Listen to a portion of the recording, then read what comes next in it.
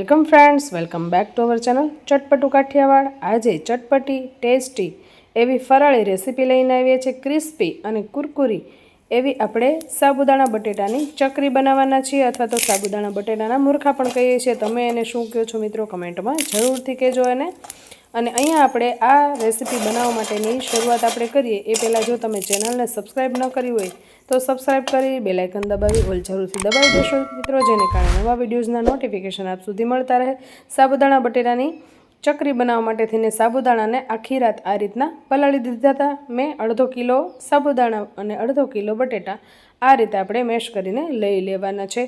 તો આ બધી સામગ્રીમાંથી આપણે ચકરી બનાવીએ એ પહેલાં આપણે મસાલો તૈયાર કરી લઈએ। મસાલો જે છે એ જ મુખ્ય છે, તો એના માટે થઈને મેં 2 ચમચી જેટલા આખા જીરું લીધેલા છે, ત્યારબાદ 1 ચમચી મરી લીધેલા છે, 1 તીખી મરચી અને 1 મોળું મરચું, ત્યારબાદ આદું લીધેલું છે। આદું, મરચાં, જીરું અને મરીને આપણે અધકચરા વાટી લેવાના છે। એનો ટેસ્ટ છે એ ચકરીમાં બહુ સરસ આવે છે। તમે આ સિવાય બીજું શું શું મસાલામાં એડ કરો છો એ મને કમેન્ટ કરવાનું બિલકુલ ભૂલતા નહીં, કારણ કે હજુ મારે રેસીપી બનાવવાની બાકી છે। તો ફરી બીજી રેસીપી જ્યારે બનાવું ત્યારે એ સામગ્રી હું જરૂરથી એમાં એડ કરું। તો આ બધી સામગ્રીને આપણે સારી રીતે આ રીતે ક્રશ કરી અને એમાં આ ઢાંકણમાં જે મસાલો ચોંટ્યો હોય પાણી નાખીને આપણે મિક્સર જારમાં લઈ લઈશું। અને ફરતી કોર જે ચોંટેલી હોય એ સામગ્રીને પણ આ રીતે મિક્સર જારમાં આપણે લઈ લેવાની છે। તો આ રીતે આપણે મસાલો જે છે એનો તૈયાર કરીને રાખી દેવાનો છે। હવે આપણે વેફર બનાવવા માટેની શરૂઆત કરીએ। તો એના માટે થઈને એક કઢાઈ લીધેલી છે, એ કઢાઈમાં મેં ફરતી કોર તેલ એડ કર્યું છે। તેલ એડ કરવાનું કારણ એ કે નીચે સાબુદાણા ચીપકે નહીં એ માટે થઈને આ પ્રોસેસ છે, એટલે આ તમે જરૂરથી ટ્રાય કરજો મિત્રો। અને આ રીતે કરીએ તો નીચે બિલકુલ પણ સાબુદાણા છે એ બેસતા નથી। હવે આપણે એની અંદર પાણી એડ કરી દઈશું। તો અહીંયા મેં 1 કળશો ભરીને પાણી એડ કરેલું છે। આ પાણીને આપણે ગરમ થવા રાખી દેવાનું છે, અને આ પાણીની અંદર જ આપણે જે છે એ પહેલાં મસાલો કરી દેવાનો છે। મિત્રો, તમે રેસીપી કઈ રીતે બનાવો છો એ પણ મને કમેન્ટ કરી અને જરૂરથી કહેજો। અહીંયા સ્વાદ પ્રમાણે આપણે નમક એડ કરી દઈશું। તમારે જે પ્રમાણે ખારી વેફર બનાવવી હોય એ પ્રમાણે તમે નમક એડ કરી શકો છો મિત્રો। અહીંયા ફ્લેમ થોડીક વધુ કરી દેવાની, અને આપણે જે મસાલો બનાવેલો છે એ મસાલો એની અંદર એડ કરી દઈશું। એટલે એમાં પણ આપણે થોડું પાણી એડ કરેલું હતું, અને આ રીતે આપણે મસાલો જે છે એ પાણી જ્યારે ગરમ થાય ને એમાં જ એડ કરી દેવાનો, એટલે એનો ટેસ્ટ છે એ આખી બધી જે વેફરની સામગ્રી આપણે એડ કરીશું ને એમાં એ આવી જ જાય। પાછળથી આપણે મસાલો એડ કરવાનો નથી, આ રીતે પાણીમાં જ મસાલો જે છે એ એડ કરી દેવાનો છે। મિક્સર જારની અંદર પણ અડધો કળશો મેં પાણી ભરી અને નાખી દીધેલું હતું, જેને કારણે ફરતી કોર જે મસાલો ચોટેલો હતો એ પણ એમાં આવી જાય। પાણી એકદમ આપણું ઉકળી જાય એટલે એની અંદર આપણે પહેલાં સાબુદાણા એડ કરીશું। સાબુદાણા એડ કરવાનું કારણ એ છે કે સાબુદાણા પહેલાં એડ કરી દેવાથી એ સરસ એવા કાચ જેવા જે આપણે થવા જોઈએ ને એ સરસ રીતે પાકી જાય છે। તો આ રીતે આપણે સામગ્રી બે છે એ લઈ લેવાની છે। તો પહેલાં આપણે સાબુદાણા એડ કરી દઈશું, અને ધીમા ગેસની ફ્લેમ ઉપર આપણે એને ચડવા દઈશું। આ રીતે આપણે ચડવા દઈશું ને તો સાબુદાણા એકદમ કાચ જેવા થઈ જાય છે। ઘણીવાર ઘણા બહેનો પહેલાં બટેટા પણ એડ કરી દે છે। પહેલાં બટેટા એડ કરીને ત્યારબાદ સાબુદાણા એડ કરી અને એને સતત ચલાવતા રહે અને સાબુદાણા કાચ જેવા થાય ત્યાં સુધી કરતા હોય છે, પણ હું આ રીતે કરું છું। તો મારી આ રેસીપી તમને ગમી કે નહીં મિત્રો, અહીંયા સુધી જો પહોંચ્યા હોય તો એક લાઈક જરૂરથી આપી દેશો, અને કમેન્ટ જરૂરથી કરજો કે તમે ક્યાંથી વિડીયો જોઈ રહ્યા છો। તો આપણે જોઈ શકીએ છીએ હજુ પણ આપણે સાબુદાણા જે છે વ્હાઈટ દેખાઈ રહ્યા છે, પણ થોડું ઘણું જ્યારે આપણને ખ્યાલ આવી જાય કે સાબુદાણા સરસ રીતે ચડવા માંડ્યા છે, જો આ રીતે આપણને હવે વ્હાઈટ કલર બને ત્યાં લગી ઓછો દેખાય એટલે તરત આપણે ચેક કરી અને બટેટાનો જે મેશ કરેલ માવો આપણે સાઈડમાં રાખ્યો હતો ને એ એડ કરી દઈશું। અહીંયા અમે મેશરની મદદથી બટેટા જે છે મેશ કરીને એડ કર્યા છે, પણ તમે જ્યારે ઉપયોગ કરો ને મિત્રો ત્યારે તમે લોકો જ્યારે બટેટાની વેફર આ બનાવો ત્યારે તમે બટેટાને ખમણીને પછી નાખજો, બાફેલા બટેટાને, કારણ કે આ રીતે બટેટા ઠંડા પડવાને કારણે સેજ પણ એને જો ગાંઠા રહી જાય તો આપણે એને ભાંગવા માટે આ રીતે સમય લેવો પડે છે। એટલે તમે જ્યારે વેફર બનાવો ત્યારે તમારે એને ખમણીને જ એડ કરવા, જેને કારણે આ રીતે જે થોડા ઘણા પણ ગઠ્ઠા દેખાય એ ગઠ્ઠા બિલકુલ પણ ન રહે. કારણ કે આજે મેં રેસીપી પહેલીવાર બનાવી છે અને પહેલીવાર બનાવેલી રેસીપી પણ ખરેખર ખૂબ સરસ બની છે. આ ગાંઠા છે એને મેશરની મદદથી ફરીવાર જો આ રીતે એને મેશ કરી રહી છું, એટલે ગાંઠા જેટલા હોય એટલા ભાંગી જાય. અને આ રીતે તમે કરશો ને તો એકદમ ઝડપથી અને ક્રિસ્પી અને સોફ્ટ બનશે. કારણ કે પહેલાં જ આપણે સાબુદાણા જે છે એને આપણે આ રીતે ચેડવી લઈએ છીએ, અને આ રીતે કરવાથી ખરેખર વેફર એકદમ સોફ્ટ બને છે અને સાબુદાણા ખૂબ ઝડપથી ચડી જાય છે.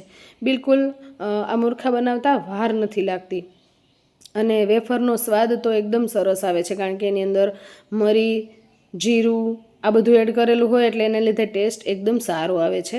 આ સિવાય મસાલામાં તમે શું શું એડ કરો છો એ મને કમેન્ટ કરવાનું બિલકુલ ભૂલતા નહીં. કમેન્ટ જરૂરથી કરી દેજો મિત્રો.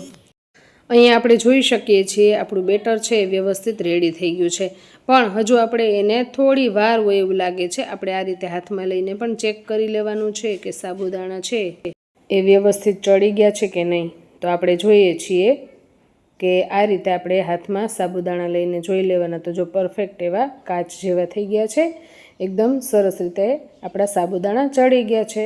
તો આ રીતે હળવે હાથે આપણે એને હલાવતા રહેવાનું છે. આ રીતે હલાવતું રહેવાનું સતત, અને ગેસની ફ્લેમ તો સાવ ધીમી જ રાખવાની, જેને કારણે નીચે બિલકુલ પણ ચોટે નહીં. અને આપણે જોઈ શકીએ છીએ પરફેક્ટ રીતે આપણું જે સાબુદાણા અને બટેટાનું મિક્સર છે એ રેડી થઈ ગયું છે. જો આ રીતે આ મિક્સર આપણું રેડી થઈ જાય એટલે આપણે ગેસની ફ્લેમ જે છે એ બંધ કરી દેવાની છે, અને ગેસની ફ્લેમ બંધ કરીને પણ થોડી વાર માટે આપણે આ રીતે હલાવી લેવાનું છે, જેને કારણે નીચે સાબુદાણા બિલકુલ જે છે એ બેસે નહીં. અને આ રીતે આપણે હલાવીને જોઈએ તો મિક્સર પરફેક્ટ રીતે આપણું રેડી થઈ ગયું છે. થઈ જાય એટલે આપણે એને ઢાંકીને થોડી વાર માટે મેં રહેવા દીધેલું હતું, એટલે 5-10 મિનિટ માટે આપણે એને ઠંડુ પડવા દેવાનું. તો ઠંડુ પડી ગયા બાદ આપણે જોઈ શકીએ છીએ બેટરનો કલર પણ એકદમ સરસ એવો ચેન્જ થઈ ગયો છે અને થોડુંક ઘટ થઈ ગયું છે. એટલે આપણે એને મૂર્ખા પાડવામાં પણ સરળતા રહે. એટલે બટેટાની જે આ ફરાળી વેફર છે ને એકદમ સોફ્ટ બને છે અને એકદમ સરસ રીતે તૈયાર થાય છે. જો પરફેક્ટ એવા આપણા સાબુદાણા તૈયાર થઈ ગયા છે, અને બટેટા પણ સારી રીતે એમાં ભળી ગયા છે. જો આ રીતે એકદમ પરફેક્ટ એવું આપણું ખીરું જે એને કહી શકીએ કે બેટર તમે એને કહો, જે કહો, એ મિક્સર આપણું રેડી થઈ જ ગયું છે. હવે એને કઈ રીતે આપણે પાડવાનું છે એ આપણે જોવાનું બાકી છે, અને તળીને પણ આપણે જોવાનું બાકી છે. કેટલા દિવસ આપણે એને સૂકવવા દેવાની બધી જ ટિપ્સ આપણે હજી જોવાની બાકી છે મિત્રો. એટલે રેસીપીમાં લાસ્ટ સુધી જોડાયેલા રહેજો મિત્રો. તો અહીંયા મેં એક ગ્લાસ લીધેલો છે, કારણ કે એમાં ભરવામાં સરળતા રહે. ને આ રીતની એક પ્લાસ્ટિક બેગ લઈ લેવાની છે કે જેને કારણે આપણે સંચો ઘડીએ ઘડીએ બદલાવો ન પડે, અને અલગ અલગ કોથળીમાં આપણે આ રીતે ભરીને જ લઈ લેવાનું, કે જેને કારણે ભરવા માટે પણ કોઈને બેસવું ન પડે. તમે એક જ વ્યક્તિ હોય તો પણ તમે આ વેફર ઝડપથી અને આસાનીથી બનાવી શકો છો.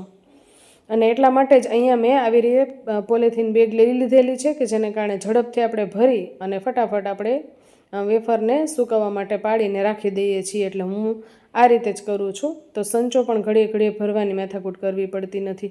તમે કઈ રીતે કરો છો એ મને કમેન્ટ કરવાનું બિલકુલ ભૂલતા નહીં. કમેન્ટ જરૂરથી કરી દેજો. જો આ રીતે એનો જે ખૂણો હોય એને કટ કરી લેવાનો, અને અહીંયાથી આપણે જે છે એ ચકરી અથવા તો તમે એના જે મૂર્ખા પાડવાના હોય એ આપણે કરી શકીએ છીએ.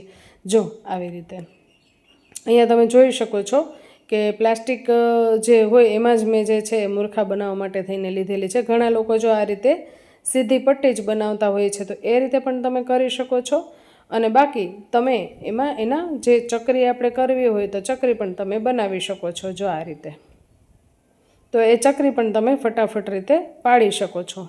અને બને ત્યાં લગી આવું પ્લાસ્ટિક જ લેવાનું કે જેને કારણે ચકરી છે ને બિલકુલ ચોટે નહીં, અને ફટાફટ જે છે સુકાઈ ગયા બાદ ઉખડી જાય.